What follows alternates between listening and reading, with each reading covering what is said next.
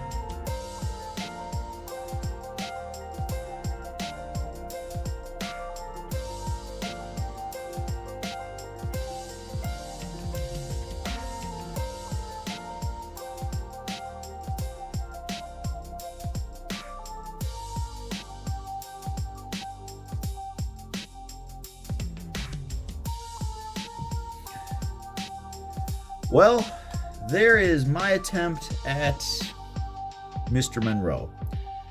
Something I found in this whole process, especially when doing the portraits, is that learning can be kind of humbling at times. It's hard to get good at something, especially something that is difficult for you, and a lot of times what is in my head does not show up on the paper, and to be quite honest, that is frustrating. And this is one of those portraits that I'm finding frustrating. I think my fears at the beginning were pretty founded. What I thought was going to be difficult, especially with the proportions and the way the face was oriented in the picture that I was working off of, they ended up being true. Even though I blocked everything out, I still didn't get it quite right.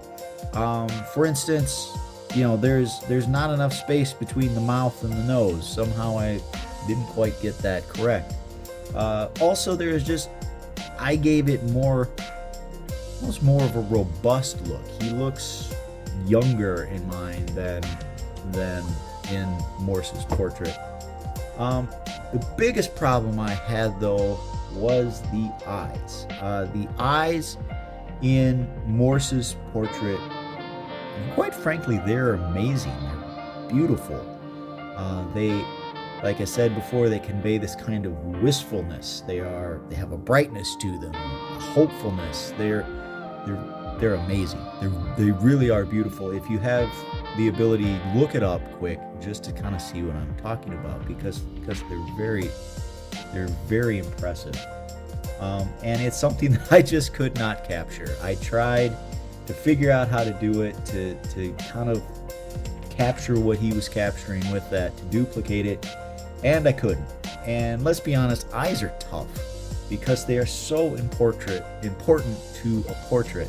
They convey, personality, mood, hopefulness, despair. They convey so much, and the ability to capture all of that is what separates great artists from good artists. What separates people who are professionals from someone who is a novice like me. And that is one of my goals, is to get good at capturing the emotion and things like that in eyes, because they make or break a portrait.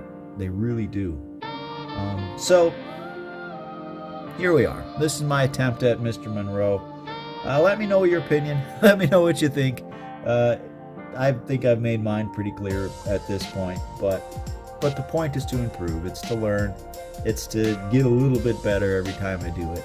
I don't know if that's happening, but that's what I'm trying for. So thank you for watching. Again, please subscribe. I'm Joe, and come back and see what I try next time. Thank you. Bye.